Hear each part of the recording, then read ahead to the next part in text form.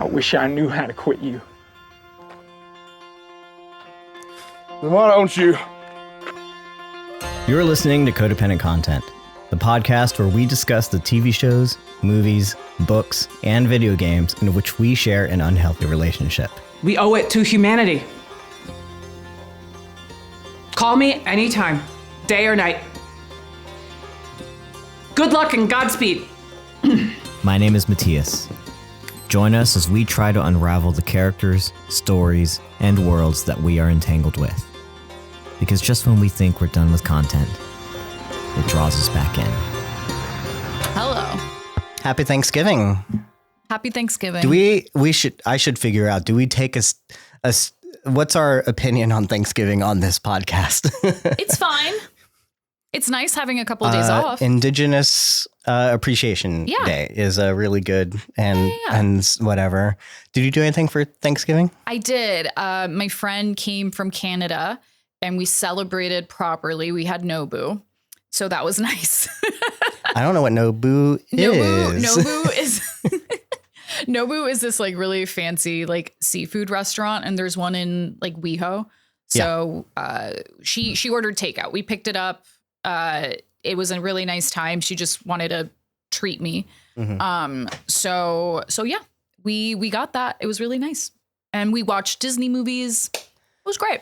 Amazing. Any specific Disney movie that made it? Okay. Did you watch Pocahontas on Thanksgiving? We saw, we actually, so at first we put on, of course, YouTube. We put on some songs. Mm-hmm. Pocahontas was in there.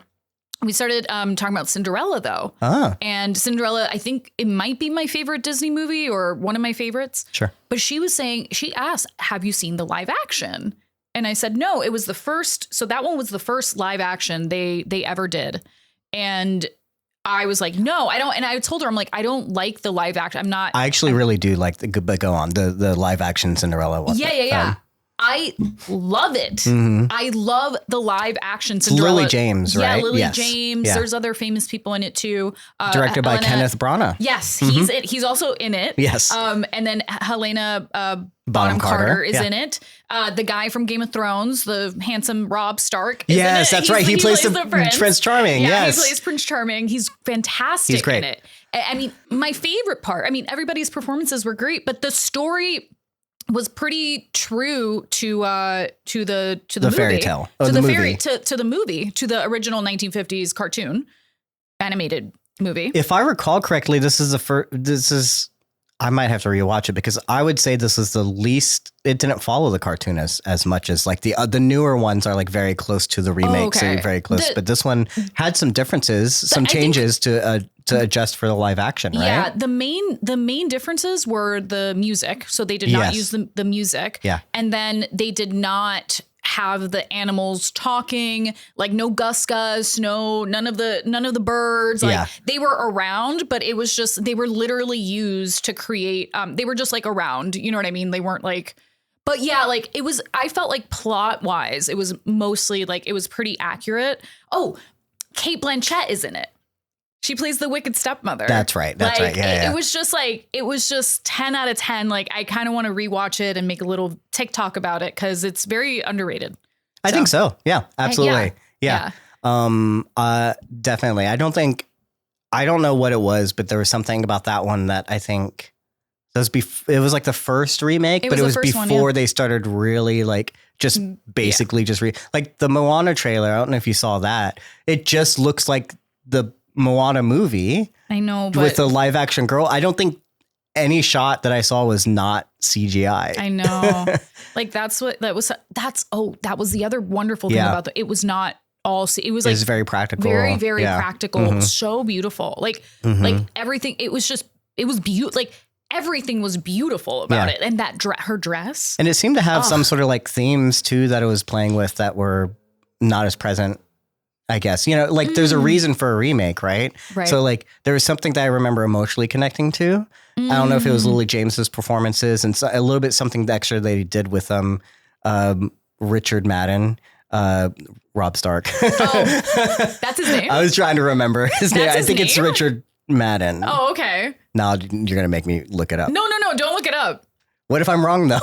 I'll look it up. Go and look it up. I think they did more with his character that, Prince Charming doesn't really have much of a role in the originals, right? It's just, and so they, if I recall correctly, there was something that really worked for me. And I think it's because, Kenneth Branagh knew if you're going to do a remake, like what are the things that you want to say? What do you want to do? And like Richard Madden. Yeah. I was correct. I'm not going to. It just sounds like it doesn't even sound, he doesn't look like a Richard Madden. He doesn't. Well, I guess you have to say it in the Scottish or Irish that he. If you're going to do a remake, make there be a reason for it. And I want to say that they did enough differences to make it justifiable. They hit on some themes that were, I don't remember what they were because it's been a long time, but I think definitely worth the watch if you missed it. I think Lily James is a perfect Cinderella. Perfect. And Richard Madden needs to be in more stuff. It was at the same time too.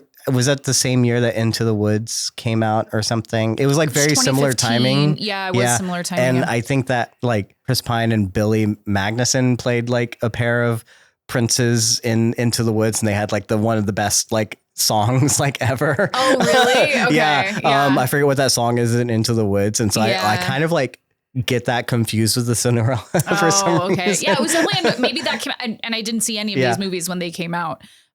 So I think that was like, I think Game of Thrones was still going on when he did this movie. So because it didn't end until 2018 or something. So he was still there. Mm-hmm. Yeah. So amazing. What'd you do? I'm recovering from sickness, so of course my last day on set, I had woken up that morning and had a sore throat, and this is typical. The weather changes, that kind of happens, and then of course I was up until 4 a.m. So having to be on set. So I just kind of basically recovered after being on set until 4 a.m. and tried to catch the episode, things. The early episode dropped early too, which is just. I know you texted. I was like, we were so behind. I was like, okay, what are we doing? Do anything. But I had one goal, which is I'm a very well, how do I say this without sounding sad? I don't have any friends, and my family's far away, right? Yeah. So, one of the things I try and do is like go see a movie, and Wake Up Dead Man came out on Thanksgiving, and it's not playing. It's very limited release, so I had to find a theater in Long Beach that was playing it. So I went to this very small theater in Long Beach to watch Wake Up Dead Man on a tiny screen, but it was fun. There was literally 5 other people in the theater. Nice. So it was very interesting. And I had a blast. Awesome. I don't know how you feel about the Knives Out at this point trilogy, but I love Rian Johnson. He's my favorite director. And I think the Knives Out kind of filmography so far has been like one hit after another. I think the second one dips because it has a Netflix sheen to it that I don't like. But I think the story is still good. But I think that this one is like a return to form, which is not saying much because I don't think he went that far, but I think it was great. I think it was fantastic. Nice. One of my favorites of the year. I didn't even know it was out. So that's pretty cool. Yeah. We'll be out on Netflix too. It's soon-ish, if not already. I can't remember, they try and I think they want it to hit Netflix immediately, but of course, because they're trying to give the directors something, they allow them to have like some sort of theatrical one. But it's not like if you have A-list like me, like you can't see it at an AMC because it's not playing at any of the big multiplexes that I could find. Oh, right? Okay. I had to go. It was like a small. It's like these small art house independent theaters that it's going out to. So I don't know if that's a specific decision by Netflix or if that's just what Rian Johnson was relegated to. Netflix wants to own their own theaters and stuff anyway. So I think that maybe they are trying not to give money to the big multiplexes. I don't know if there's a political decision going on there. Yeah. I don't think that, I'm not an antitrust lawyer. I don't think, but there was this huge thing that happened, in the 30s or something. It was like distributors or whatever. Studios can't own theaters. And Netflix was trying to do that though. They were trying to own one for a while. Can't.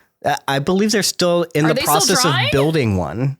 If I recall correctly, and I don't know how exactly it works, but there was this has been like talked about on and off for like a while. I thought that was done. I didn't know they were still trying. I could be behind on my date, and we haven't heard anything in a while, which might be the last time I heard. I wanted to say that there was something getting built somewhere that would have a Netflix, but also the last time I heard, it wasn't just a Netflix theater; it was like a Netflix experience. Oh, is that like how they were building almost like a outdoor mall kind of thing where like you could do a bunch of different things. There was like stores and merch and then maybe have a theater as well. Yeah. Or theater space. Yeah. There was like a whole, it was like a theme park, but not. Yeah. I don't know exactly. I describe it more of like a mall if I recall correctly. So I don't know exactly if that's still going ahead or what, but that was like the last I heard with things. We'll see. By the way, we'll see. You know, how do they say this without getting in trouble? The seas are free to sail is what they say, you know? Oh, okay. International waters. I haven't sailed with Netflix in a while. So that's how I get a, yeah. So, yeah. it's just what I'm going to say. Oh, speaking of Netflix, have you caught up on the Stranger Things? Are you a fan of, have you fallen off the Stranger Things train? Yeah. Fair enough. Yeah. I don't know how I feel about Stranger Things, but I know it's still a very, very popular thing. I did watch all of them in my recovery the past like yesterday, just to give me some time. What is today? Yeah, that was yesterday. Yeah. That's crazy. Well, there's only 4 episodes, so it's not a whole lot, right? Because they're dropping them in chunks. It just released, right? Okay. They're like an hour long. It's so stupid because Netflix is still holding on to their binge model, but they've also realized that if they drop in separate chunks, they get people that stay longer on the platform, and also people talk about it more, which is the whole point. The thing that we've been screaming about in terms of shows is like, stop dropping everything all at once. Give us some time to actually digest something. Yeah, with their originals. Like with the originals, we want like it to be semi like how it used to be. It's just a more enjoyable experience. Yeah. So they're dropping Stranger Things in this volume 1, volume 2, volume 3 format. Oh, okay. So volume 1 was Thanksgiving. Volume 2 will be like Christmas Eve or something like that. But they dropped 4 episodes. And at that point, you could just drop them weekly. The amount of time between volume 1 and volume 2 here is like, just drop them weekly. And don't get me wrong. Like I said, I binged it and watched all 4 episodes, and it probably would not have been fun to talk about. I'm so over Stranger Things. It would not have been like a week by week watching. I probably wouldn't have cared to. So I guess great, just give it all at once because they needed to. Yeah. But it does feel still like rushed. There's a lot of things. This is my semi review on the Stranger Things volume 1. The final season is. I feel like I've seen all these conflicts before. Like all the character relationships are the same as like other. I'm like, why are we still rehashing the same? It doesn't feel like we've progressed anywhere. Granted, it's been 3 years and I've forgotten what's happened. Yeah. And then also we're rushing through a lot of character development. We're rushing through a whole lot of things. It feels worse in like the Game of Thrones in the way that they like rushed the last seasons, where it felt like things were just.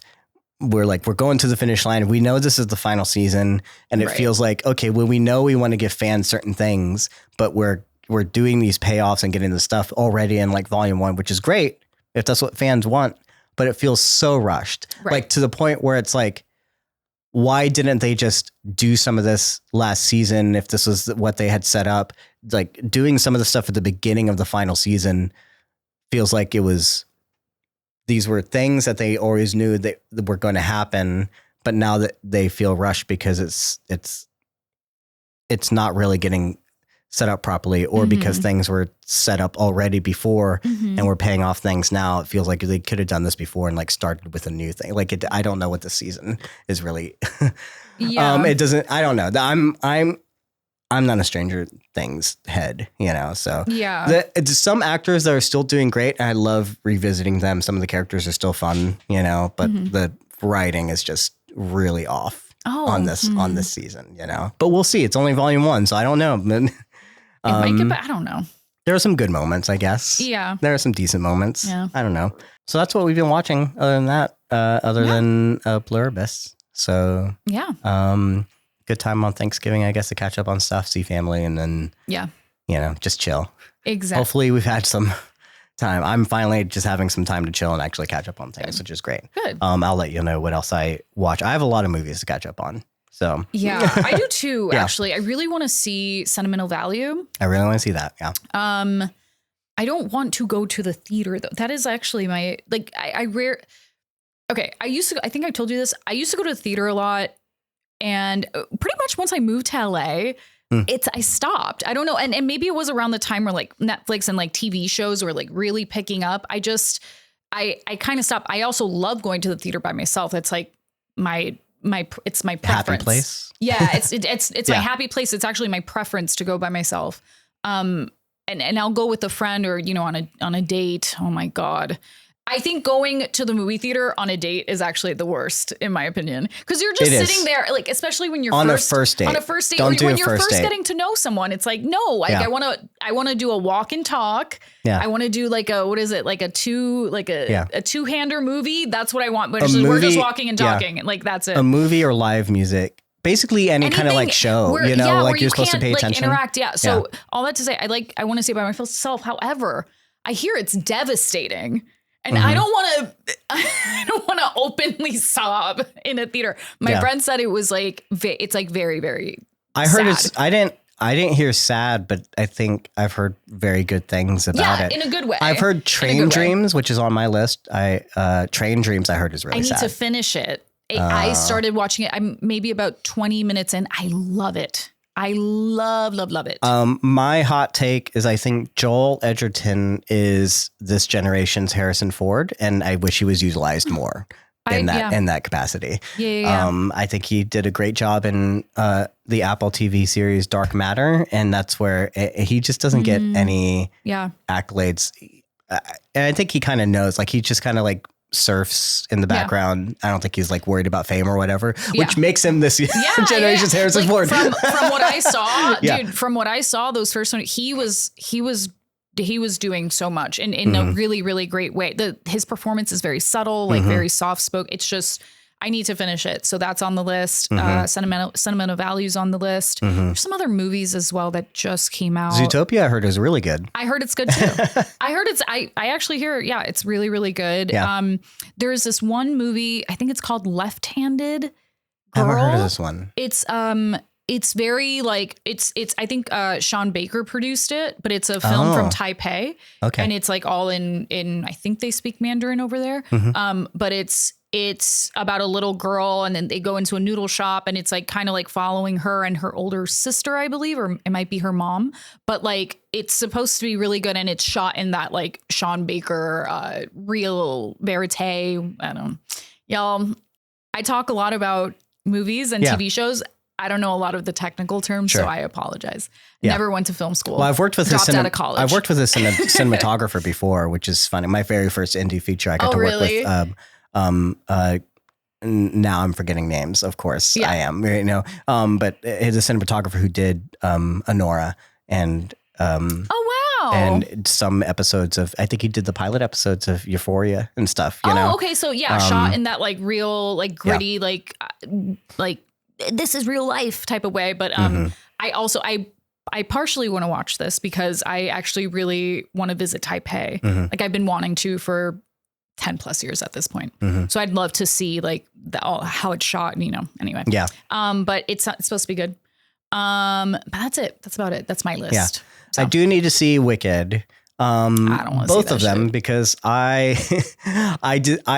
was rebelling against this new weird way of like splitting movies into part ones and part twos. And when I heard that Wicked, the musical, was split into two movies and they didn't advertise it this way, and people were going and they were coming out being like, oh, it's only a part one, and people were excited. I was like, I was like, you're taking a story that's half the story. This is the problem I kind of had with The Last of Us. It's the my very small nitpick is like, it's really hard to take it on its own when it literally is half the story.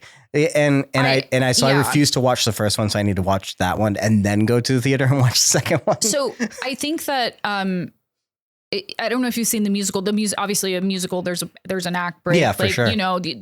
So even when I saw the Broadway show and I've listened to the soundtrack a million times, I love Wicked. I have like there's a Grimmery. I have that. Yeah. I read the book, the original book. So I was a big fan, but I liked that they did split it in two. However, I wish they came out at the same time. I wish it wasn't a year later. I love, which doesn't happen anymore. I love double features, like the Robert Rodriguez double feature that Robert Rodriguez and Tarantino. Yeah. Like they Grindhouse and yeah. Like they had a double feature, and it's obvious it's in the same universe. I'm pretty sure, but it's like bring back double features. I think it could have been a great way, you know what I mean? But like, or they could have just done an act break. Tarantino himself did a whole act break. Right. The Brutalist had an act break. What is it called? The intermission. Bring that back. And this would have been perfect for that. They did not, because they shot it all at once, didn't they? I thought that they did. Or maybe did they not? I'm very confused. Yeah. I thought that they shot it all at once, but then it looks like they took a little bit of a break and then they went shooting immediately. So things do look a little different.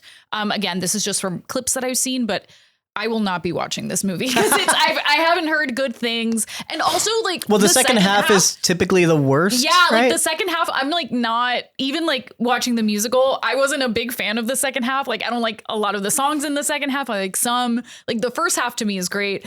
And yeah, I also heard that they didn't do the animals thing. It's a big plot thing. I know nothing about. Exactly. It's supposed to be a metaphor again, like how she's green and the animals are treated like second class citizens. Yeah. Hello. Yeah. So, but I heard that they didn't really explore that. They didn't go deep. So it's okay. It's okay. And also everybody talks about the color in the movie. It's such a shame.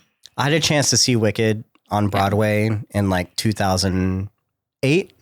Oh, wow. I believe, or 2007. Yeah. And instead, because I was in New York and I was with a friend and I didn't know he's not a musical guy. We had both seen Rent and I'd never seen that. I'd never seen a Broadway show. So I'd seen Rent, obviously, but I was like, well, let's go to Rent instead. And I kind of kicked myself because I didn't go see Wicked. That's a shame. But that's a shame. It's okay. I saw the off Broadway. Because at that time it was touted as the longest running, I think. Or was that Les Mis? I think it's Les Mis. It's Les Mis is long. Because I saw Les Mis. Maybe it was Les Mis I didn't go see. You know what? I went to see Rent instead of anything else. Actually, that might have been because I saw Les Mis around that time because it was still going and they had the lady that originated Eponine, Lea Salonga. Yeah. She was doing I believe Colette or so anyway. But she was playing the older woman that dies in the beginning. And I had to go see it. So me and my boyfriend at the time, we drove from Florida all the way to New York and we ended up and we saw the whole thing. Yeah. He was in love with me. Oh, wow. But it was wonderful. Les Mis, you watched Rent. Ugh. That was the point. That was the point of my story was I was young and I had so many choices of good musicals and I chose Rent, which I liked. Damn, dude. And my friend liked, but also my friend's not a musical guy. And it was more of finding something that I know we both would enjoy. Because I was like, I don't think he's gonna I didn't know at that point if I would like Les Mis either, so I don't know. Les Mis is classic. I had a chance to watch any other thing, and that was the point of the story. Is I did choose Rent. Yeah, but no Wicked. Listen, Rent is a good musical, so let's not. It's good. No, Rent's great. Yeah, no, Rent's you're right. Great. Yeah, you're right though. And I saw Wicked off Broadway. It was wonderful. Honestly, I also don't know how much money I saved at that time or didn't save. Were musical prices that bad at that time? I probably didn't save that much money, but they're bad now. They're worse, right? It's pretty up there. Cause I remember I lived in New York for 6 years. I did not watch a single. I know you did. Yeah. You didn't know that? Maybe you told me and I'm just remembering. I just forgot. You don't listen to me. That's Don't you keep that in. I lived in New York for 6 years. That's where I was telling you I did all props and when I remember now. Yeah. So because I do listen to you. Yeah. So all of when I first started working in film was in New York. Yeah. And at the tail end of living there, I started working for YouTubers. And you said you never saw a musical. You never went to Broadway once? Off Broadway? off Broadway? Yes, off Broadway, yes. Like plays, yes. Like, but like on Broadway, I don't. You never went to a bar. I don't think I did. You never went to a bar and ran into the people coming and doing just singing at a bar. I have. Did that happen? Yes, that actually does happen. Yeah. Like, that actually like legit happens, and it's like it's nice. It can sometimes be nice. Mm-hmm. So no, it is actually that does happen in New York. Yeah. It's very funny. That is hilarious. Yeah, I lived there for 6 years. I couldn't hack it. I couldn't hack the cold. It was the cold. And there's a lot more jobs in LA. No, I'm just going to cut it off I couldn't hack it. Okay. What are we talking about? Oh, this damn show. Pluribus. Oh no. Should we just get into our general thoughts of Pluribus? Well, let me already crossing actually, my yeah. arms. So that's what we're talking about today. If you're new to the podcast, we're here to talk about Pluribus. Yeah. Episode 5. This one is Got Milk. Oh, Got Milk. Okay, Got Milk. Yeah. It has relevance. It does. It actually does. Yeah. So yeah. Why don't we get into general thoughts on the episode of why don't you go and start, or should I start? You can start. I want to see what you have to say actually, because yeah. Go ahead. So I think I expected because this is halfway through, there was a cliffhanger this episode, which we won't get into yet. What's going on? So no details quite yet, but I expected more of like a midpoint turn, like everything that we were talking about, all the things that something was going to flip, something was going to switch. And I think to a certain extent that's kind of happened, but it's still focus, very, very character driven and very, very focused on the single character and what's kind of going on here. Right. So less sci-fi big ideas thing and more of just like the character drama, which is what Vince Gilligan is good at. Yeah. I think being halfway through, this is one of those things where Vince Gilligan, I'm still unsure, going from something where he had a network television show to going into like more streamlined 10 episode streaming thing. We're still not getting too many answers. We're still getting having a lot of questions. The plot isn't progressing as quickly as you would want for something like this when we're like only halfway through. I'm still really, really enjoying it. I think it's a very good. There's some very good things that happen this episode, and it seems to be accelerating in some way. But yeah, I will say not as much has happened this episode as I thought was going to happen. Yeah. Is mainly the gist. That's of why it this podcast is going to be 10. We're going to talk You about think 10 so? minutes about I think we'll have Pluribus. something to talk about. No. It's just kind of to your point. That's like that's also my general thought is that like the pacing is very, very slow. And I cannot tell if it's my TikTok brain or if it's the show itself. It's clearly done on purpose. Like, for example, when we saw her take those giant slabs of whatever it was, or marble, I forgot what it was, but like taking those giant slabs, we see her take them one by one, put it down, one by one, put it down. And clearly like there's like a lot of, meaning and purpose behind it. But it makes me, I cannot help but think that it's to fill the time. I know it's not, but something in the back of my mind, I'm just kind of like, we had another sequence like that as well. There's a lot of sequences like that in the show. I keep saying the movie. It's very much shot like a movie. It feels very cinematic, like very much like it just feels like a movie to me. But there's a lot of, I feel like in almost every episode, there are scenes where you just see her methodically do one thing at a time, do things very slowly, or you see the Hive do something very slowly. And you just see it play out. But it's every episode. This episode has time. I love it and I hate it at the same time. This episode has time for her to listen to that voicemail all the way through every single time, and it's like, which I think is a funny, to me, it's a funny bit. It's a very funny bit. But also I am Carol, like, okay, we're listening to this again. Let's move on. Yeah. So I think like it is very much like what you're saying. Yeah. I just give me more plot, like tell me a little bit more of what's going on. Let's reveal a little bit of the mystery. I get why we're doing this, right? Like I really do, but I think I did say this before. It's not really paying off. And it's like you're saying, I thought something would happen. Mm-hmm. I thought something would happen. I'm getting a little impatient. It kind of happens, but only at the very, very end. But it doesn't, because we still don't know. That's the thing. It's like we are still left in the dark. Yeah, you know? Very much. Very much. I do think it's also maybe the lack of things happening might be purposeful on Vince's part. Of course, yeah. And again, it's like, what kind of show are we watching? Yeah. There's a difference in like, so you're saying things like, it's to fill the time, which there's this big controversy in television shows of we're asking for like more episodes, but if you get more episodes, that means we're going to have a lot more what we've had in the past called filler episodes, and your opinions may vary on whether or not you believe a filler episode is good or not, right? Some people are like, I love filler episodes, like we need those, right? Because they're just very character specific kind of thing. Mm-hmm. And then other people are like, don't give us filler episodes, like they're useless. Mm-hmm. We can tell that it's just for budgets or it's a waste time or whatever.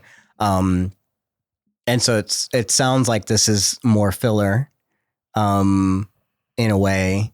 And that's definitely something like where we wouldn't have maybe complained about it in the past, but we weren't also analyzing things week by week, looking for something. So there's like a weird double-edged sword where it comes to like, we want more television, but also we want to be able to talk about things, but also so that's the thing is like where it's, I guess if it was a 24 episode, even like a 15 episode season, this episodes like this, if it didn't feel midway through, then maybe we would be more okay with it. But because it's midway through and nothing is still happening, it becomes a little bit more like fillery and like when are we going to get to the? I don't think it's like for me, it's not about it's not necessarily about the amount of episodes we have left.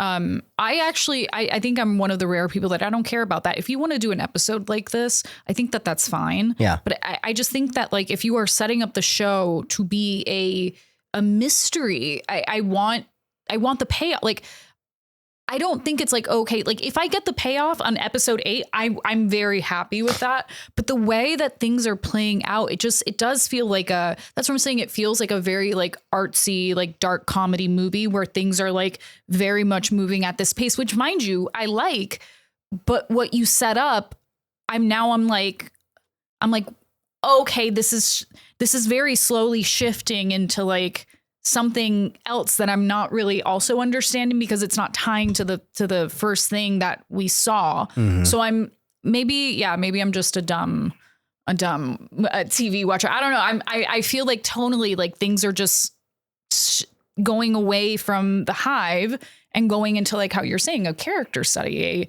a funny, methodical, this lady's out of her mind. I don't know what she is actually. Cause I don't, she's a person in a world. She's a person in a world. She's just like us. She's just like us. Especially is she like just me. Like us? No, yeah. Is she yeah. She is just like everybody. Because if I recall correctly, it was the fact that she was so unlikable. No, I actually don't know what you're talking about. She's just a person in a world. She is a person in a world dealing with things just like me and you and Kat. So yeah. I do have thoughts on like who Carol is and what's going into like our deep dive. But yeah, I guess this is a good segue into these are general thoughts, on the episode. But let's get into the deep dive, as it were, and just kind of go through the episodes. This is a spoiler warning. If you haven't seen the episode for whatever reason, and this is the first time you've watched us and you've listened to us this long talking about Wicked and other movies and everything else, and now we're here talking about Pluribus, and you're like, oh, I want to be interested. You should go watch the episode before continuing forward, because we will talk about spoilers from here on out. That's a spoiler warning. So let's go into the deep dive. Let's get into Let's see if I can remember. This cold open is essentially picks up almost exactly where we left off with Carol.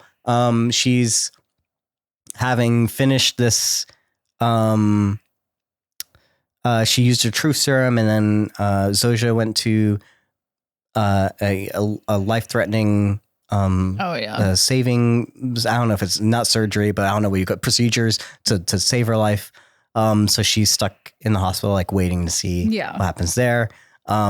Clearly something has changed between her and the hive mind relationship wise, because they're all treating her a little bit differently. She does get a call from one of the other survivors, as it were, saying like, why did you make my child cry? Knowing it's her, probably.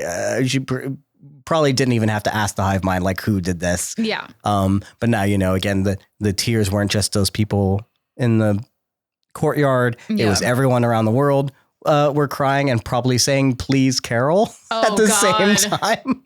Reverberating through the earth. Oh, man. That's got to be something.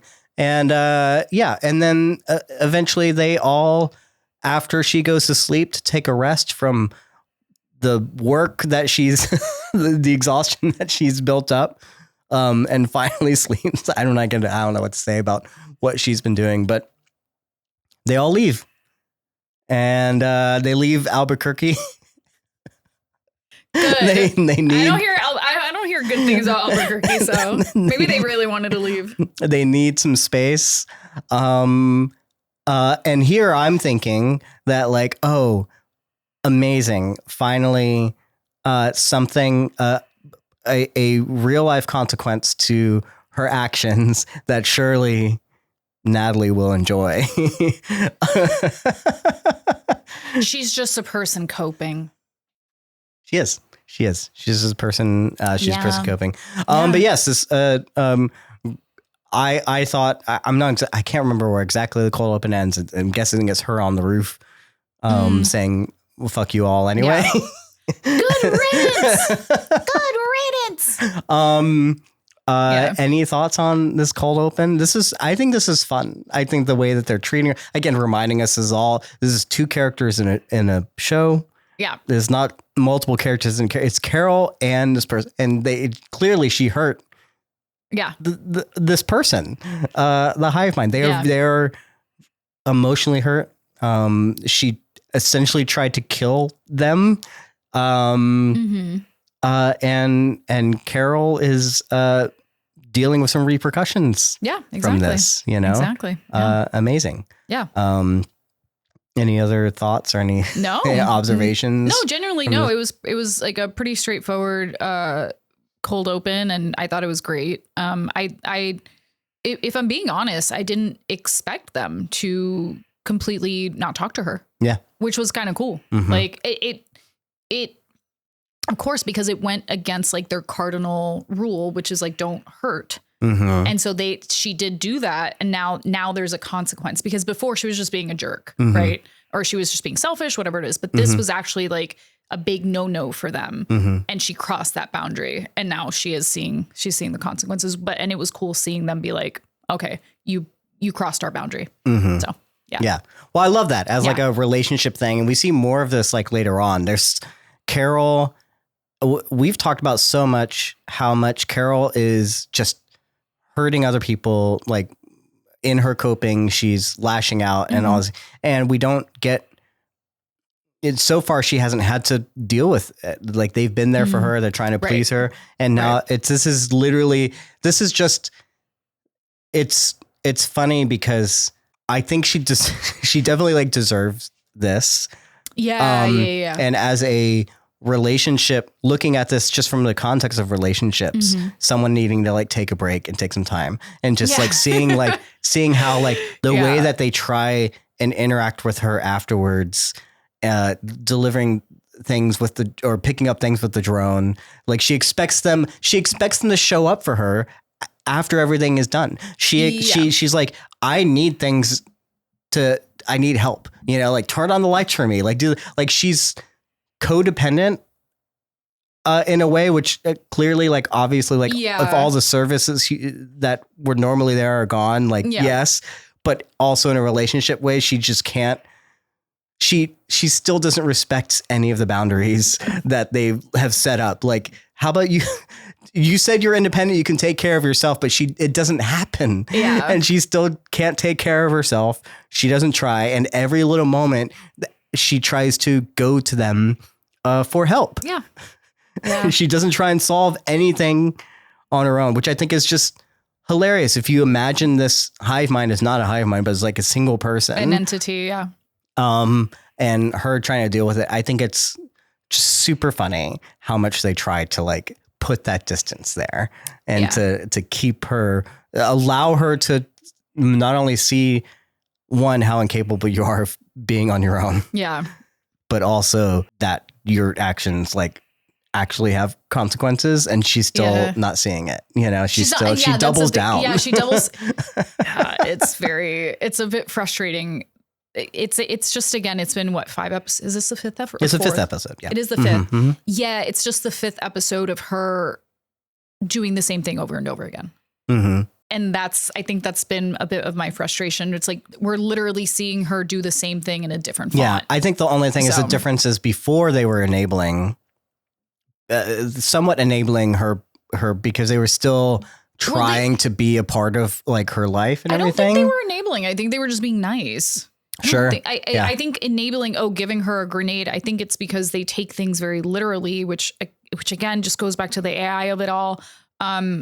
But I don't see it as enabling. I do see it as like being nice to her so that she understands and eventually joins or is just more happy, which again, like they're trying to figure her. I think they have been trying to figure her out as well to no avail. And now she's doing the same thing.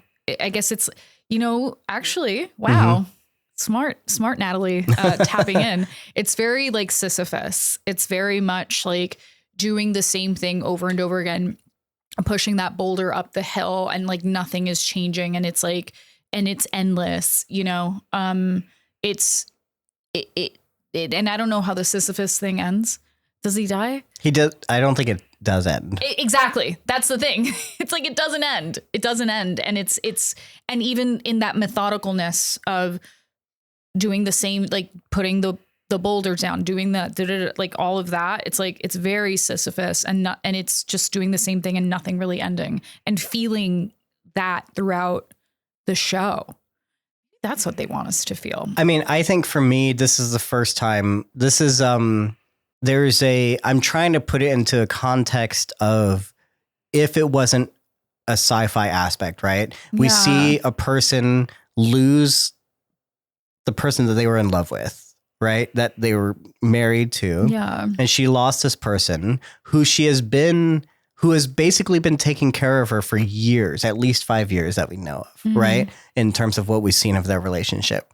And then after she loses this person, she almost rebounds and again finds new hyperfixations, new people to be like. She's been somewhat digging into this relationship, and I know it's been, she's trying to solve and help humanity, and there's a mm-hmm. fight to fight, so there's like part of it like is mm-hmm. hyperfixation, and then now that's gone. So now we're finally seeing what happens when she's not, like, if you see a person go from like relationship to relationship and never has time with themselves and never has been able to function alone. Yeah. And now we're seeing like, what is a person, especially probably at her age, at our middle age, mm-hmm. like, well, who am I now? What am I doing if I don't have this thing? And then she tries to double down again later on with the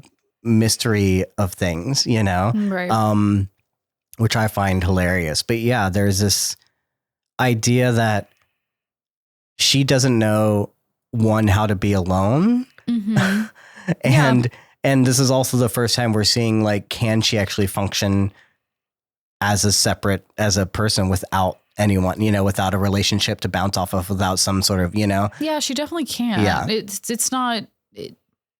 So the absence of them is just interesting because this is the first time we've actually gotten to see her like really be alone. Yeah, really that's be true. With her own kind of thoughts, with her own kind of. Yeah. And then she kind of really couldn't because of the dogs and the coyotes. I don't know what they mm-hmm. were, wolves. I don't know.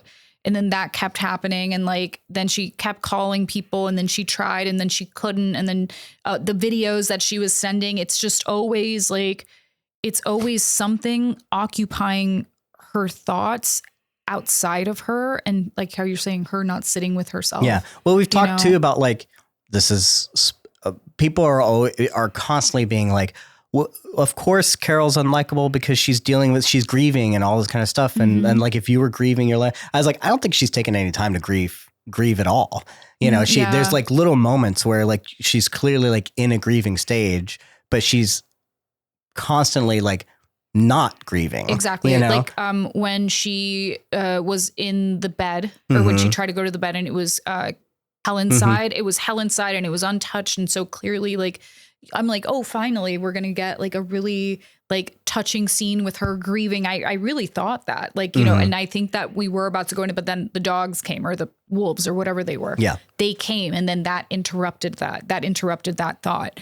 Or that progression of her possibly like sitting with herself and having a big fat cry, you know, an ugly cry. I really wanted an ugly cry from her, but then the wolves came. I don't know. And I think last week, and there's always something that she feels like she has to be doing.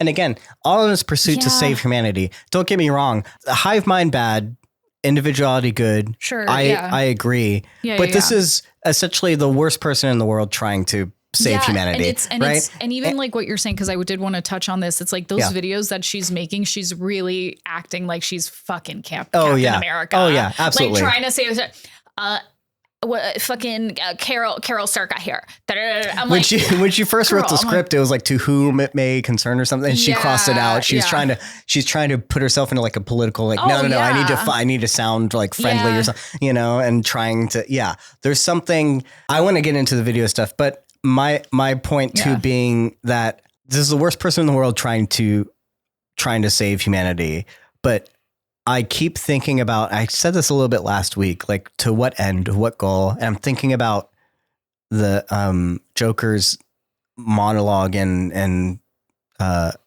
Dark Knight, where he's like, I'm like a dog chasing cars. I want to know what I'd do if I caught it. And that's Carol's like, what if she solved the crisis, then what? What are you going to do? Like, there's no plan for afterwards. There's no plan for even now. She's not even thinking about it. She doesn't even know why she's trying to do this or what she's doing it for. She just doesn't want things to change. Yeah. Like the world is my favorite type of movie. And maybe all movies are this formula. I have like a list on Letterboxd of the movies where a child or character goes into a portal or a magical realm, and it's like a different world, and they have this adventure, and then they come back, and you never know if it was real or not, right? I'm thinking like Page Master. I'm thinking like Chronicles of Narnia. I'm thinking like there's a bunch of there's a bunch of other movies like this. There's so many different ones where I'm like, this is just like, we always, and the same thing with like Lord of the Rings. Like you go on an adventure, you can never go back again, right? Like you don't want things to change. It's always going to be about these kinds of things. And like the zombie series I wanted to write, you know, it always ends up being like, we have to go back to the way things were, you know, and that's what she's fighting against. But like when things change, when your whole worldview changes, when you go into a new thing, like there's no such thing as going back. Yeah. It never, and I don't think she understands that it has changed, and no matter what you're trying to do, it's never going to get there. So again, she's just chasing this car, chasing the tire, and wouldn't know what to do once she like solves this problem. Yeah. And so again, I hive mind bad. She wants to save humanity. I get that, but I think she needs to take some fucking time. And she never does, never whatsoever, you know? And here's like a person in the hive mind telling her, take a look at yourself, about how you treat people, about how you do things, the consequence of your actions. Like, I don't want to be near you, Carol. You literally drove everyone out of Albuquerque because they didn't want to be near you. And she's saying like, you're the problem. Oh, she's not saying I'm the problem. She still thinks she's right. She still thinks that she thinks she did nothing wrong. Yes. She's like, I would do it all again is probably what she'd be like, oh, I should have done it better. Like, yeah. And so that's to me is like the so interesting thing about this character and like what we're dealing with here, like where the absence where I'm like, I get how slow it's moving, but we also haven't gotten this without her being around other, she's always had something. Now she has no one to bounce off of, no one, like even her like quips of like how much fun she has being mean to the hive mind, how sarcastic she can be or whatever. She doesn't even have that because they're not around, so you can't even be the worst person in the world when there's no one else around. Ooh, that's the tea right there. That's right? really good. So I think that so then that means she's not the worst person. Who knows? I don't. Yeah. I actually don't know. Yeah. So I think there's a lot going on there, but she does in some way after. Okay. So I want to talk about like the mystery thing that she goes to, but she does have to solve this, this burial with Helva. I do think that this was somewhat beautiful in a moment. Like you said, like it is her like going and taking the time to go get rocks and stuff. And, and I hear you and I agree with you. And then also it ends up being like a great moment for her that she really has to take the time to protect the only person that she had, and she writes a little tombstone, paints it. She takes the time to do it. Yeah. And I thought it was beautiful. I loved all of that. Yeah. I thought it was beautiful. And I thought like also, so that night she was trying to sleep and have Helen's spot, like sleep next to Helen. Mm-hmm. And then like, she actually ended up. And I don't think we've seen her sleep in the bed since too. I think it's an important thing to note is like, since this has happened, she has not once slept in that bed, if I recall. I think that was the first night. Exactly. Like, I think that was the first night she was trying to like sleep in that bed. Like technically, like it was still kind of like Helen's spot. She still had it like, like untouched. And then the wolves came or the coyotes came. She had to deal with all of that. She ended up crashing, obviously, on top of Helen's grave. And I think that was clearly on purpose because she did end up sleeping next to Helen. So she slept there that night. You know what I mean? And I think that was like her doing that in that, like, you know what I mean? It's like, oh, she didn't do it that way. She still did what her intention was, which was trying to be a bit closer to her loved one.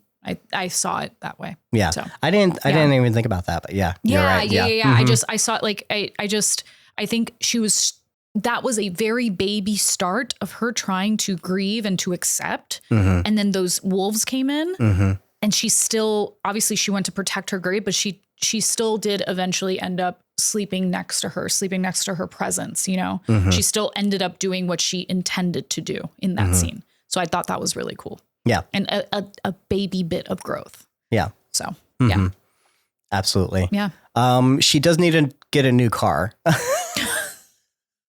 I was like, you have a lot of options here. Like the cop car is like insane. I'm like, lady, like I kind of enjoy it. Get some, I don't know, or get like AMG. Oh, like, I would totally be like Range Rovering it. Yeah. I would be like drop top, like everything, like any car that I wanted, like in my like Albuquerque, they have a few Hummers lying around for sure. I want an El Camino. No, there's a military base around too. Like go get an actual fucking Humvee. Fun. That'd be so fun. Yeah, like so many fun cars, and yet.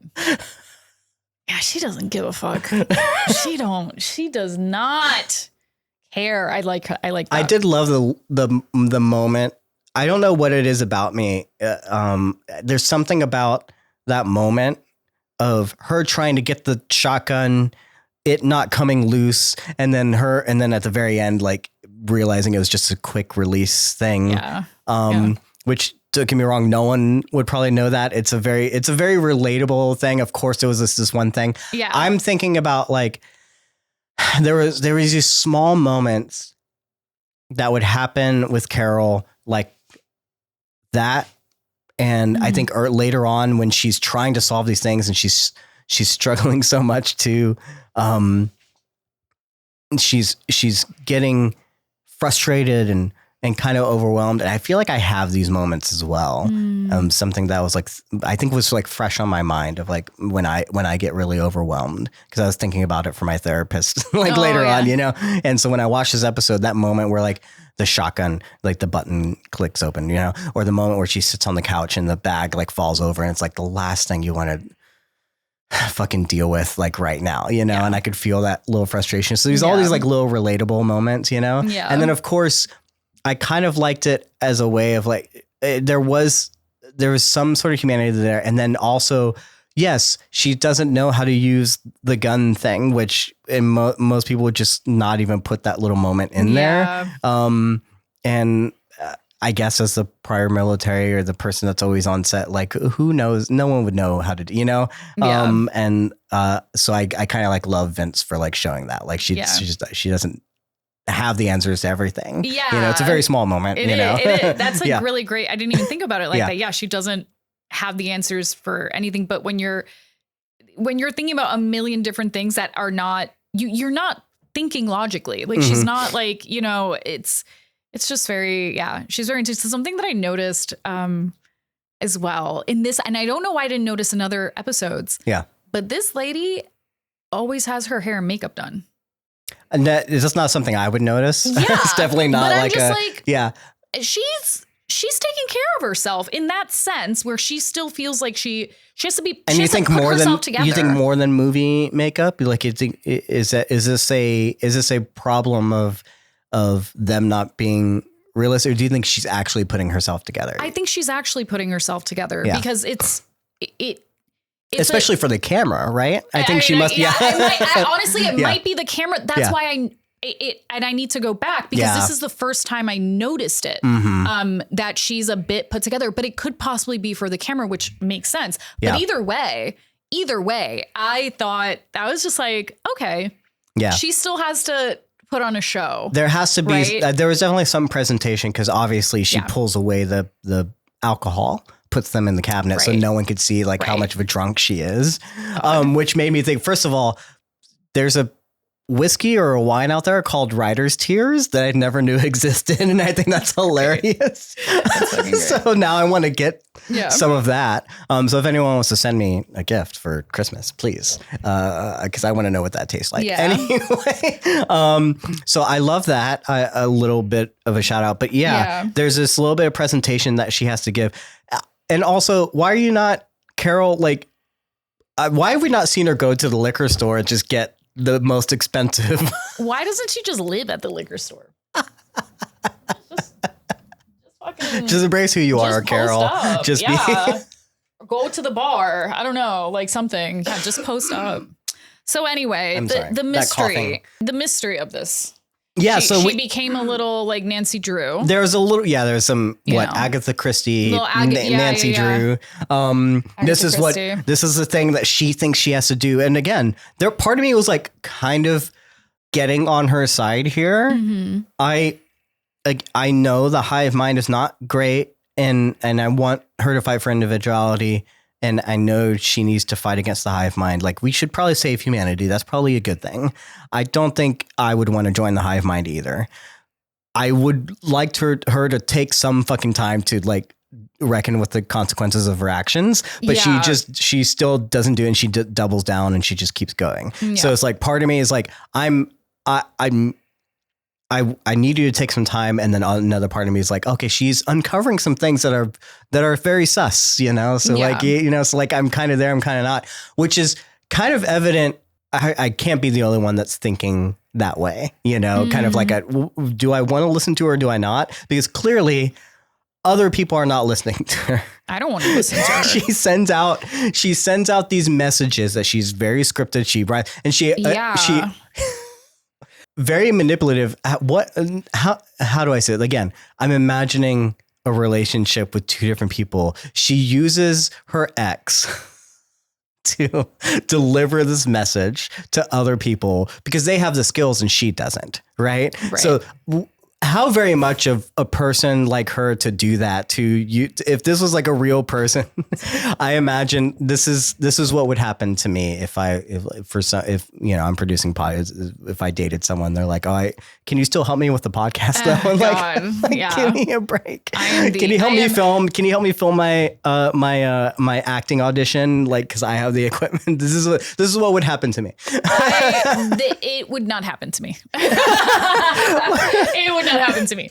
I'm very much like a hard boundary, no contact. Oh no, I would be the ex that would be like, absolutely not. Oh, like that's okay, the thing. But my ex would be Carol trying to like utilize me and my skills, and like I was like, no.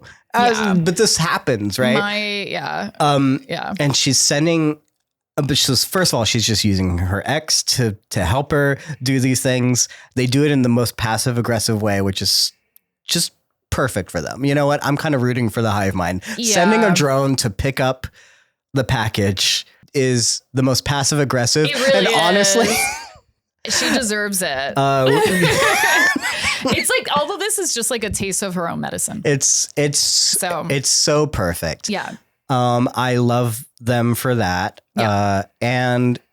But she does uncover some secrets. Yeah. Some things. Yeah. She goes to the milk factory. Well, in her effort to try and get rid of her trash, which, Carol, what are we doing?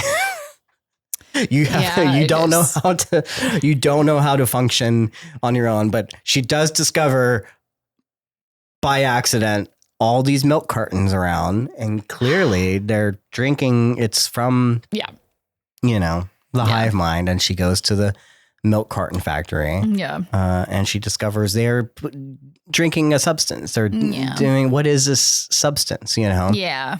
This is hilarious because before she can figure out any answers, she tries to video this. She doesn't even know what she's doing. She's like, well, I tested it for pH and that's something, right? It's neutral. It's like, yeah. Which is the same thing as celery and water. So that's something. Yeah, it must be. It's like oil, but thinner. Okay. Yeah. So there's, sure. I don't know what everyone's. I know my mom listens to this podcast. I'm sure she follows everything else that I do, and I'm not gonna. I'm very sorry, Mom, for what I'm about to say. Uh-oh. But this is when a family member is like sending you emails about something. Mm-hmm. Nowadays that like I have no idea what you're talking about or what's going on, and it's just conspiracy theory. And she's become the person that's sending family members like conspiracy theories, and you don't want to how do I respond to this? Right? She's the person in the forum that will not stop talking. Yeah. That just keeps on posting like a new thread. Is like, did you notice this? Did you notice this? And it's like, can you connect the dots for me? Because I have no idea what you're trying to say here. Yeah. And it's very out there. And of course, no one wants to listen. No one wants to respond to her. No one cares. They're getting these videos and they're like, what are you talking about? No one wants the recipe to your peach cobbler. Like no one. Do you get that though? I feel like you've seen this in your life, is like that person that is just conspiracy theory. No, I don't have that in my life, but I get it. Yeah. I see it online a lot. When you go down those rabbit holes, like they're just people like that are screaming into the void and want to be heard. It's a cry for help. Yes, absolutely. It's a cry for help. Like it's just her crying for help again. Yeah. And obviously uncovering something that it does mean something, but again, the ways that she goes about things, is not, it's not. It's like, when like somebody's like talking at you, it's like when just somebody wants to talk and they're talking at you and they do not care what you think or what you say. They just want like somebody to pour into. It's like not in a good way. That's what it feels like what she's doing. She doesn't care about the other 12. She just cares she just wants to be heard. Yeah. Like she just wants somebody to listen, So. This is the internet, personified in a way, right? Like that. I've been part of these groups, whether it's like writing groups or like on the internet, you find these communities. Again, I think about the forum, the times when you're on forums and like you had all these people and you could have good conversations. Oh, yeah, you I have miss great forums. back and forth. And then there's that one person that just keeps on. Just, it's like, we put up with you but I do not know how to interact with you. Yeah, exactly. And that's exactly what Carol is doing unknowingly doing this, you know? She does not know she's doing. You think after the first time you put out a video and no one calls you that you would just stop. Yeah. Or at least stop doing it in parts, like figure out something. We get to the end of this. I'm going to jump ahead a little bit. We get to the end of this and there's a reveal, something that she discovers, and it's a big shock to her. And I'm not going to be surprised when it's not going to be that shocking. When by the time we understand what she just saw, that she's overreacting and she's going to go on and be like, this, you guys will not believe what I just found. And it's not going to be anything. It's going to be completely, I almost half expected because we don't ever fully understand like what that white substance is. And I almost half expected for her to finally taste it and find out it's just sugar or something, right, you know, right. Like that. This is really like not anything. I was going to say like, I mean, I guess like you're saying that, but I was like, I'm hoping that it's something. Oh no, I hope it's something too. I could be wrong. I just, but that's the way that she's acting. Of course. And it would go with like the way that she has been acting this whole time. But I think I'm just hoping like story wise, plot wise, like I hope it's something. I don't even want it to be a big reveal. It could be a little reveal. Yeah. Just like a little, just a little something. I think it's humans. But sure. We'll get to that. Yeah, we'll get to that. But anyway, yeah. But I'm just saying I wouldn't be surprised if it turns out that she's just, I know. Again, like you need to get all your ducks in a row before you bring something to me. Like she's the bad theorizer on the internet. Yeah. That's like throwing out every single conspiracy or theory that could happen. I'm like, I'm not connecting any of these dots. Yeah. You know? And mind you, she is finding things. She really is. It's just that she's getting in her. It's just her getting in her own way in different ways every episode. Like, it's like, come on now. But anyway, so she discovers. Yeah. So first it's a powder and then she goes through she goes, honestly, some really great detective work on her part. She knows part of it's luck. She wouldn't have found any of this if it wasn't, she stumbled upon it, you know? Yeah, I know. But there's a small detail also in this where she goes to pour the whiskey and it's on ice, and then she eventually comes back to it and the ice is melted. Down. Yeah. It's just like one thing after she didn't even get to drink her whiskey. Yeah. But yes, I guess again, not much happens this episode that I recall. I'm sure I had more notes, but she gets to the end. She finds this fact. She finds a huge freezer. What is this? It's a dog food storage. No, it's a place where they make the dog food. They don't make the dog. They make the dog food? They make the powder here. They make the powder and they just put it in the dog food bags. But then she finds like the manufacturer or where they package it, I should say. Yeah, it's where they package it. But there's a giant freezer. Yes. Where they're housing everything. So yes. Yeah. Immediately she walks in and we have to make, what is the movie? You've heard of Soylent. Yes. Yeah, that's immediately what I thought as well. What movie was that from? I can't remember. I don't know. If you're not familiar, guys, there's a movie out there. I know there's an actual product named Soylent, but they named it after the movie. Yeah, Soylent Greens? Yeah, Soylent Greens. Is that the name of the movie? I think that's the name in the movie. Oh, okay. And then the actual like protein shake you can get is Soylent. Yeah. Well, the name of the product in the movie is Soylent Greens. I don't know if that's the name of the movie. Oh, okay, got you. I don't know why I'm thinking of Slaughterhouse 5 or something, but it's not that, right? Mm-hmm. Essentially the reveal. This is a product that has been a sci-fi trope for years, where they make a drink that can give you all the nutrients, right? And she's walking in this freezer. There's all this, fruit and vegetables and stuff. And clearly everything is going into this one powder that they can add water to, and it becomes a drink. It just gives them all the nutrients. It's just everything, right? The plot of the movie where Soylent Green happens is like the one of the ingredients ends up being human beings. Oh, I believe like the twist at the end, right? And so here Carol goes and she lifts up this bag or something, and I think there's one idea of what that's supposed to be based on everything that we've put together. If we watch internet, and it's as you said, it's possibly humans. Yeah. I thought immediately humans. I remember.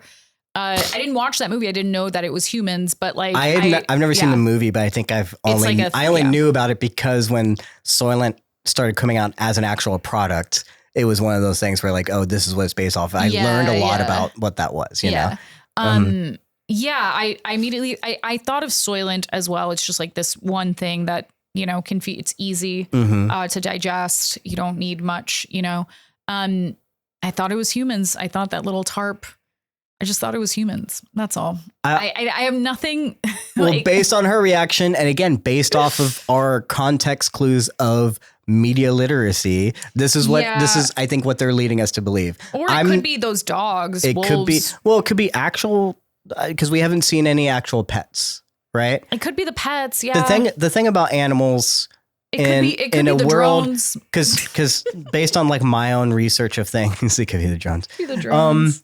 Based on my research of things, if humans were to cease existing on the world, even in an apocalyptic event, if there were like less humans around, our pets would not survive. There's no way that they could actually survive some humans not being around, because they are not bred for that kind of thing. Like they would, you know, there's one episode of something where like a cat like eats that's probably like a CSI episode or something, you know, like they don't know if you died in the house and your cat wasn't getting fed, they would eat you.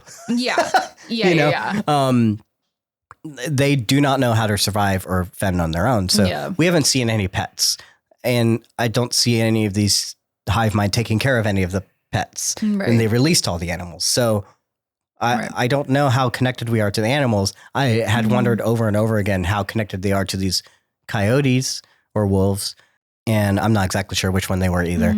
And it seems like maybe they're not connected, because I wasn't sure, and because they seem to just be wild, right? They are probably starving. For them to have to go to dig up a dead body, something that they can smell. Yeah. I don't know that they're getting fed or what, but they didn't look like our pets, but they looked wild, but they also didn't look connected. And there's a lot of things. I have questions about like how the animals are working, right? Yeah. So part of me goes to, if it's not humans, could it be pets? Is there what organic matter could it be, if anything, you know? They don't kill things, so I don't know. They would have to rely on like things that have already died naturally or whatever, I guess, to do that.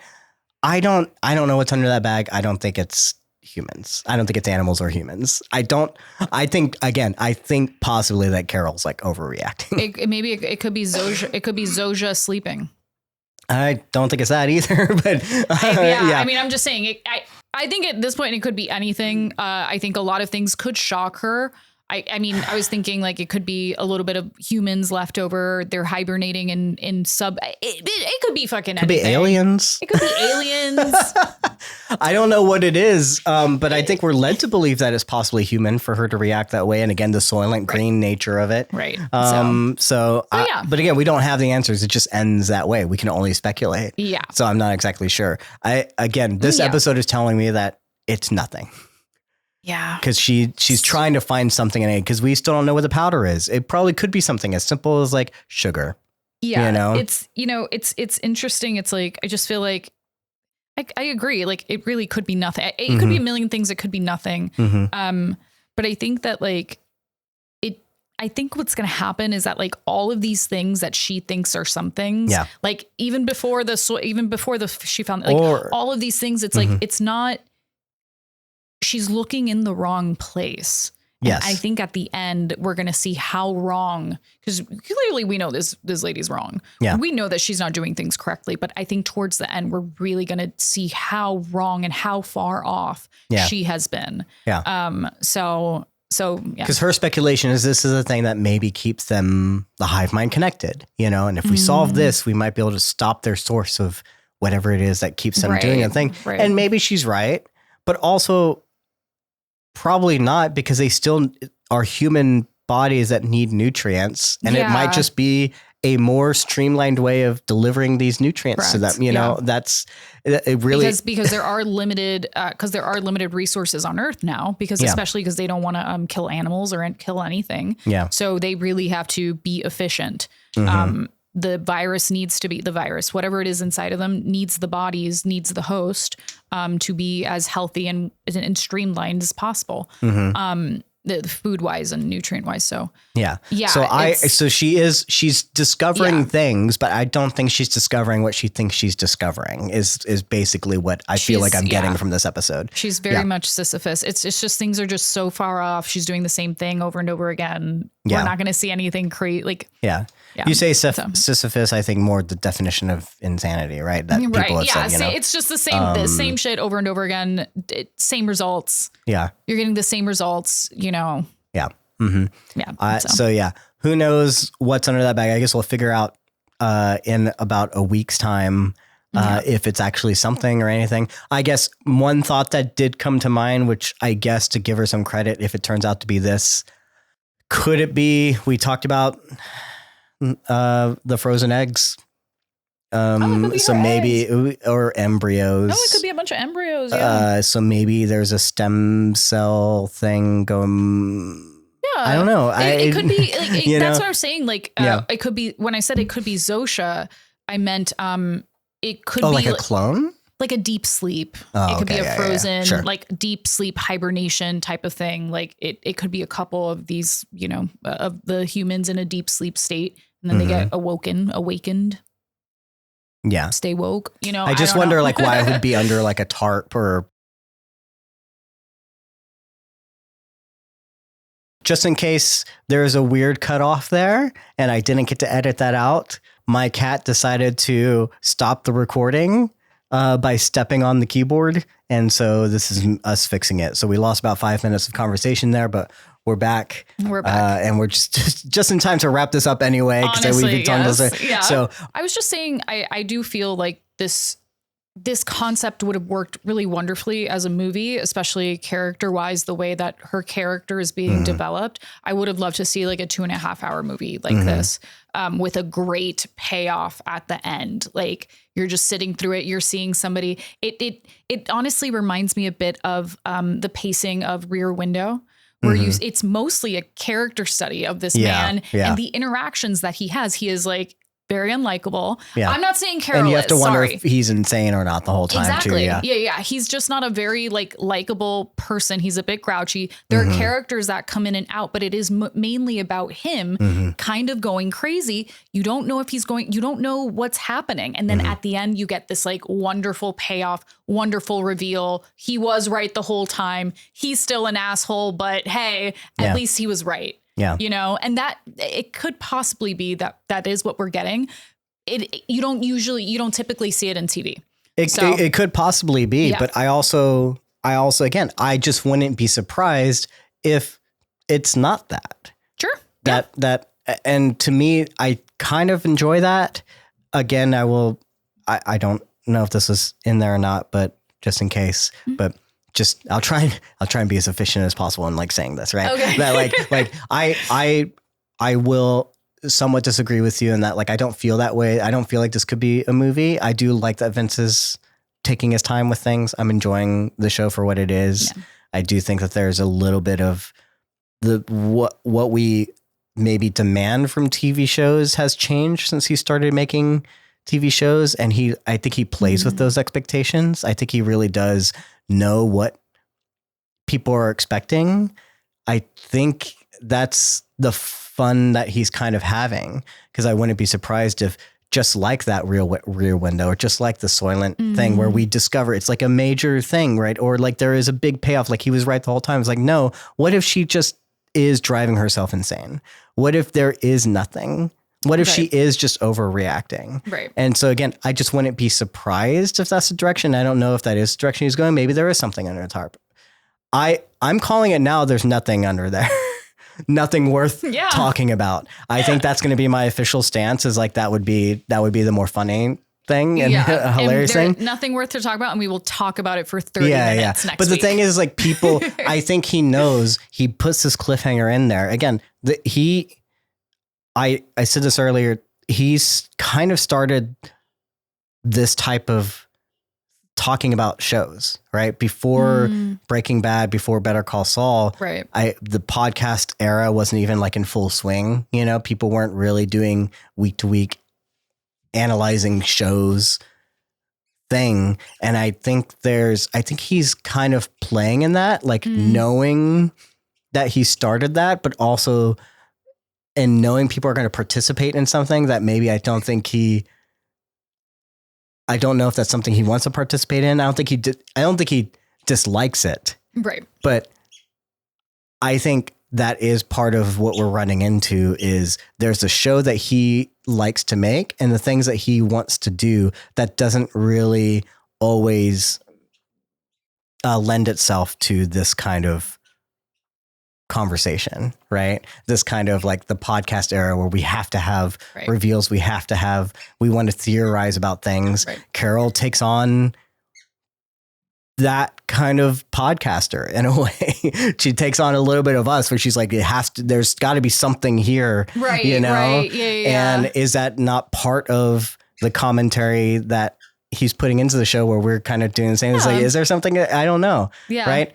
Do I enjoy that? Do I think it's doing it well? I don't know. Do I also want him to, I want him to have that commentary, but also give us something, yeah. You know? Yeah. Yeah. Maybe I'm just used to Lost. I don't know. I'm sorry. I just think that Lost had its fair share of like really filler episodes though, you know, of course, but it had that time. We knew to expect these because we wanted these character episodes because we knew again, that the conversation we had at the beginning, when it was 10 episodes, or when it was 24 episodes, it was a lot easier to take these asides, to spend time with the Charlie character and like learn how much of a drug addict he was, you know, or something. And then or spend time with any of these other characters. Whereas like we only have 10 episodes here and we're getting these. Well, we're not doing any of that. Yeah. So we're not doing any character development. We did a backstory once and it was for 5 minutes. It was a cold open. And we're just getting her bumbling around for 40 minutes. If I'm just being so honest, that's why I really loved Lost, because they would give us some character backstory that would inform the plot and what was going on, giving you motivation. It's like, why is Kate always running, or why is Kate never wanting to stay back? Oh, it's because she had a traumatic childhood. It's because she had a traumatic, same with Sawyer. Why do they all have daddy issues? Right. All of that backstory informs the plot. On top of them very much executing mystery and letting us know a little bit more and more of the lore of what's going on in the island, enough for us to speculate and kind of come up with some conclusions on our own or not.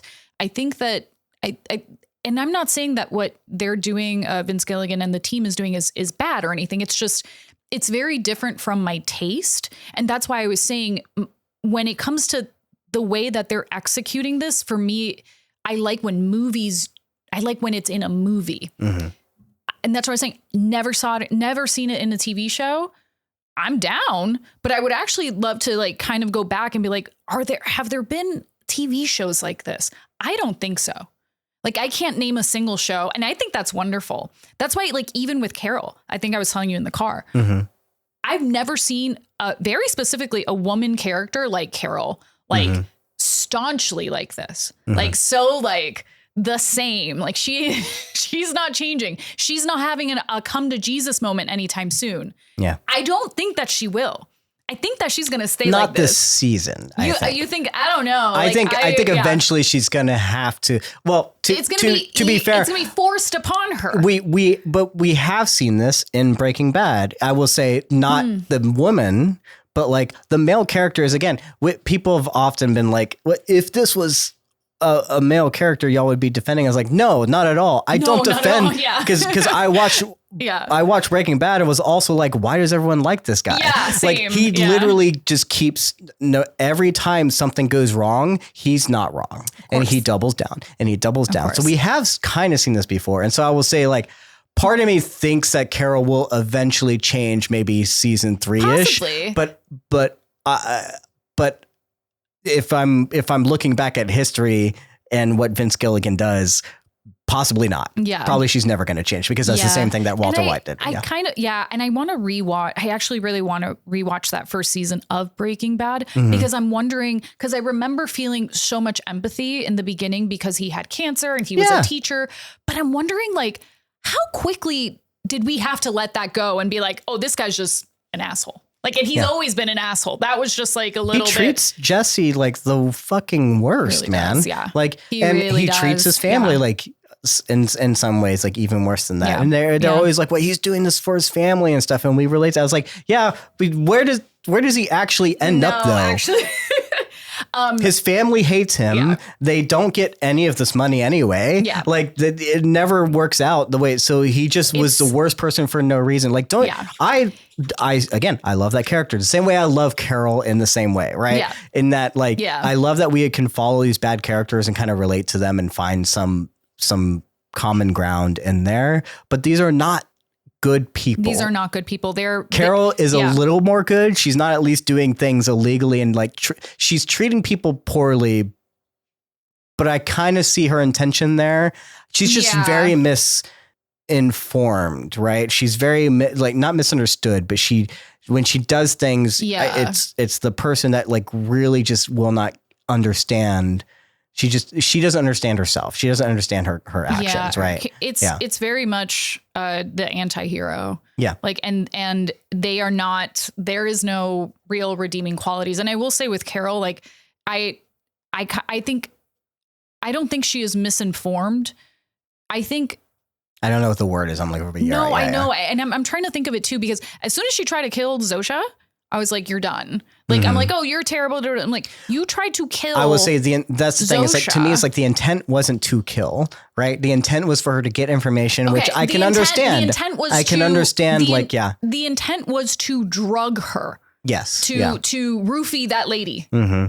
You know what I mean? Or whatever truth serum it is. It's roofie just knocks you out. But like, I know and it's just like, you are causing like bodily harm for your own personal, like you're causing someone like it's like, you know, the do no harm thing. She does not care about, like, she really doesn't, because she doesn't care to even do it. She'll harm herself and she has harmed herself. So why would she care about somebody else? Yeah. I mean, she's in her own delusional state of who she thinks she is in the story, right? Yes, that she, because there is a small scale version of this character who would constantly do things and with all the best intentions and just keeps hurting people. Yeah. But this is bigger scale in the sense that, like, yes, humanity is at stake. Yes, there is a person that needs to probably step up and solve this crisis for the sake of humanity.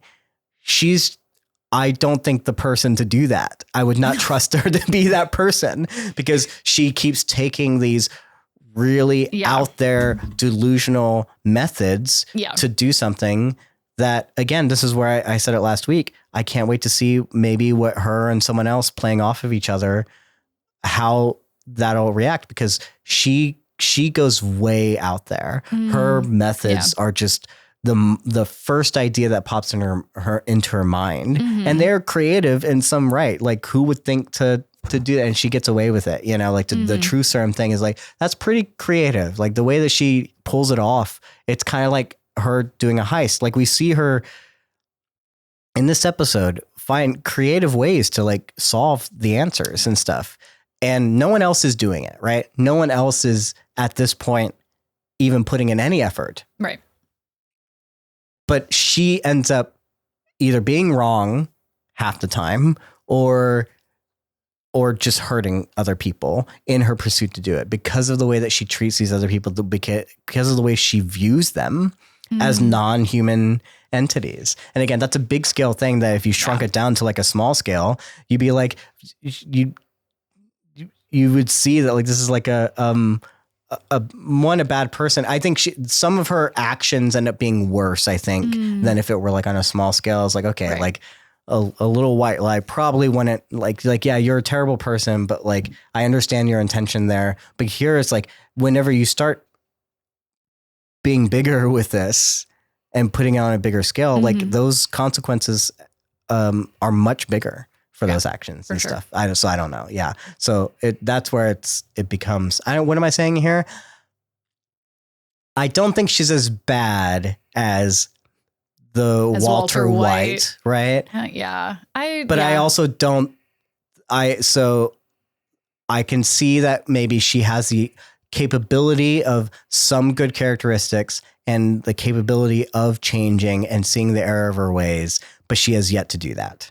She definitely has yet to do that. And I wouldn't be surprised if she just doesn't. And she keeps going and still getting worse and worse. Right. You know, maybe that's it. Maybe the whole point of this is like a person that is continually digging more and more of a hole. And will she be able to climb out of that hole? Yeah. I don't know. Yeah. We'll see. You know, so I think it's kind of fun in that way. If I keep seeing that, I find it strange that people are like, I love Carol and she's she's humanity's savior and stuff. I was like, guys, I would never, no. If I were one of those 12 survivors, I would also not be answering her phone calls. I would not be, same. I would not be speaking to her. Like, Carol, I was like, you are doing way too much. Yeah. You're so much. Yeah. You need to like, let real people handle it. Let someone who's smart enough. For sure. I need that man from Paraguay to come back. And I know. I was thinking about him. I'm like, where is he? I will say the next episode looks like we're going to get our French, Mr. Debate is coming back. Yeah. Who knows and we got the other survivor, the South, Indian, South Asian, lady. Again, names I'm terrible at remembering, but it looks like they're coming back. You know, some interesting characters, and hopefully Carol can see the error of her ways. Who knows if she will? But I guess we'll know next week. We'll know when we talk about the song. Anything else you want to mention before we wrap it up that we missed? I just talked for like a whole 5 minutes. You're fine. Oh, I did have a thought and it left. It was about Lost. I was going to say that, like, what did you think of The Leftovers? Because I feel like The Leftovers was a close cousin to this, in the sense that it very much wanted to also let's solve the mystery, but then it ended up being like not wanting to be about that, right? It wanted to be about the grief and wanted to be about like the character stuff. Yeah. Right. And it was a different kind of show. Oh, one thing I was going to ask you was like, is this, if in a different format, how would you feel about this show? Because I keep thinking about, have you heard of, or do you remember, did you see Last Man on Earth? You better not.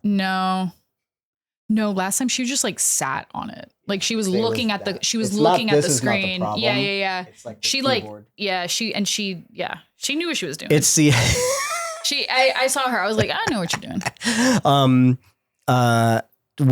Will Forte, I want to say. Yeah. That was a comedy where like all of, I can't even remember why, but it went several seasons. Like there's only one person left for whatever reason. And then he found other survivors. And in a comedy aspect, I don't think we ever solve anything or figure out like what.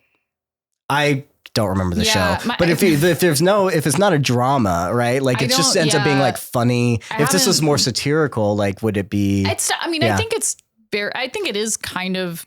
It's kind of funny. Yeah. It's kind of funny. There's a lot of dark humor. There's a lot of like physical humor, and there's a ton of physical humor in this show as well, actually, which is, again, very surprising. And it kind of breaks like, you know, but I really should watch Last Man on Earth because my friend wrote on it. Oh, sure. I should watch The Leftovers. I don't know anybody that wrote on that, but like, Oh, you didn't watch The Leftovers? I watched like maybe 5 episodes, if that.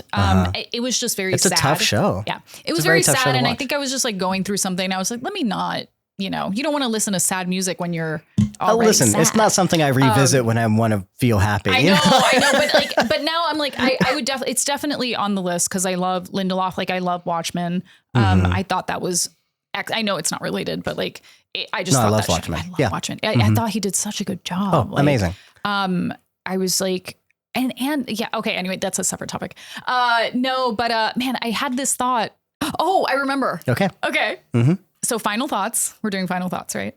Sure. What if it's purgatory?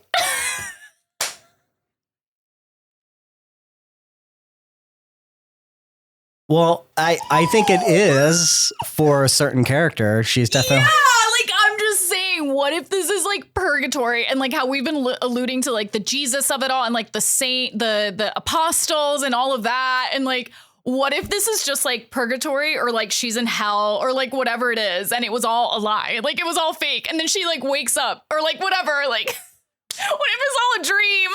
You know who you sound like right now? Oh, who? Sound like Carol. Do I sound like Carol? No. Oh. Yes. Yeah. Wait, a little bit. You sound like Carol. Oh, I do. A little bit. Well, she does not want. I can't give you. She doesn't want it to be a dream. I will. She does actually. I love enabling you and your lost theories, but I can only enable so much lost connections. But this wasn't okay because I don't see it. I was really thinking about this though. I do see it. Like okay. I definitely see this. Okay. Like it's just so crazy. Yeah. And that she's the only one, like her out of all people. I'm like, oh, she's the one that's supposed to save everything. No, maybe it's just a dream. And then Helen like wakes her up and then, babe, wake up. And then they have a baby. And then she was like, oh, it was all a dream. But that would be the worst. And you were there. That would be the worst. I would love that. That would be the worst. I would love that. I'm willing to allow like a 5% chance on that one in my head. Sure. And honestly, like if you're right, you can say you called it here. Yeah. Just me and Lost. I think for sure. I think the opposite end of the spectrum where I'm okay with it. It's weird because like I'm also okay with it being nothing, but it has to. But to me, it's a different version. Like, it's a different version of that. I liked for if it's a dream, I'd like for the dream to make sense, the dream of it all. But then if she just like, oh, they solved the mystery or whatever, and then she wakes up, I'm like, I'm okay with this. I don't know if you've seen the show called Dark.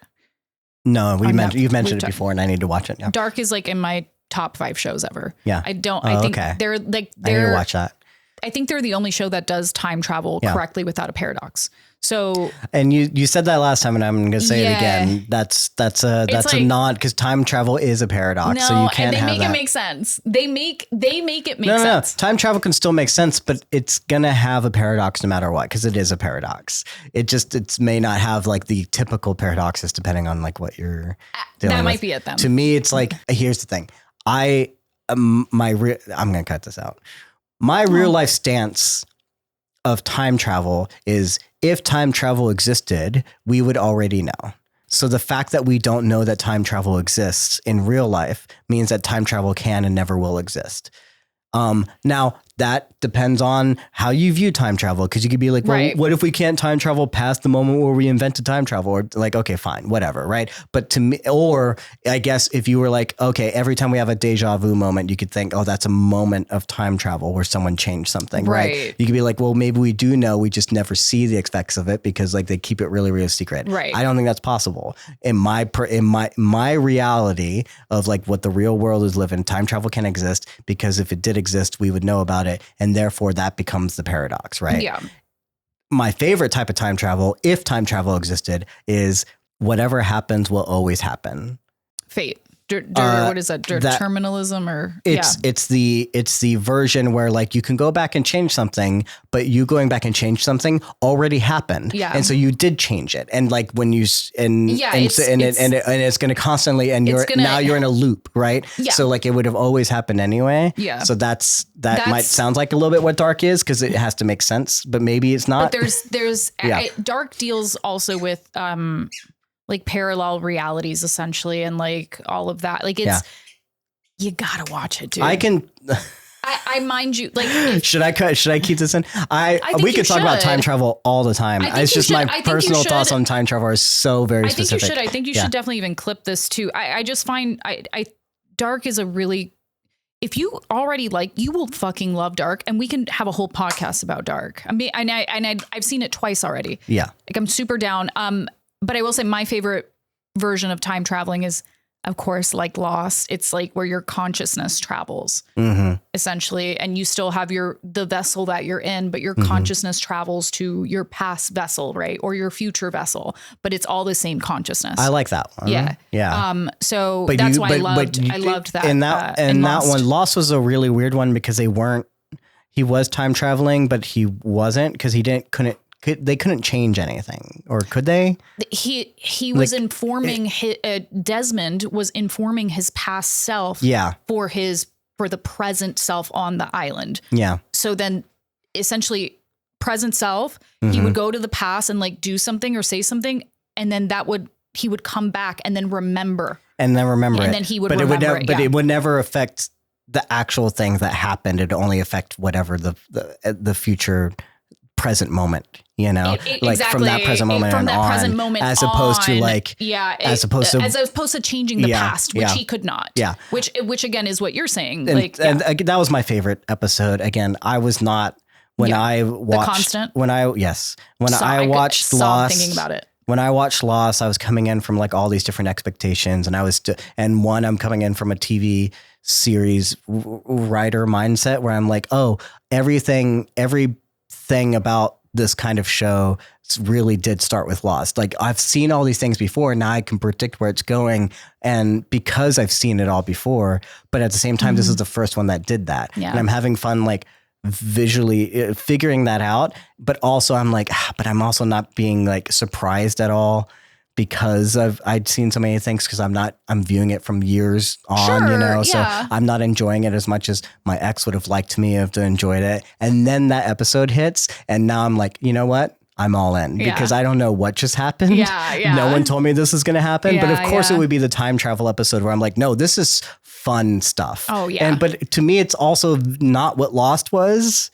It is what within Lost and was about Lost, and was a really cool episode. Like, but it also wasn't that Lost never did that over and over again. Like it wasn't about that, you know what I'm saying? Yeah. The show was a very different type of show than what that episode, I think that was like a lightning in a bottle kind of episode. Oh yeah.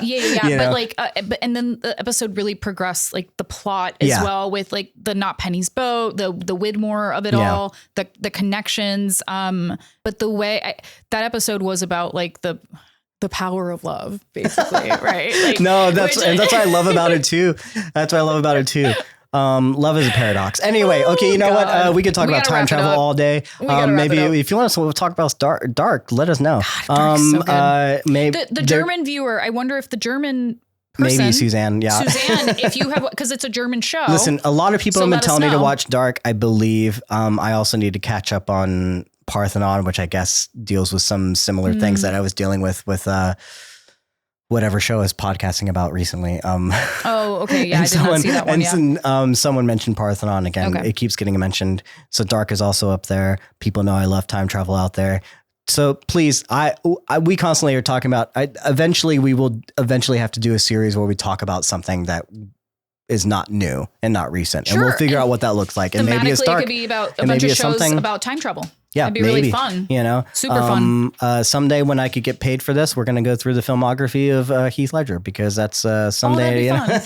But it needs this to be a full-time job for this to happen. Anyway, point being, if we missed something this episode, or if you won't have any speculation, if you disagree or agree with us, or want us to talk about something else, who knows? Any of those kinds of things. Yeah. Feel free to email, comment on TikTok, comment on YouTube, do all the different things.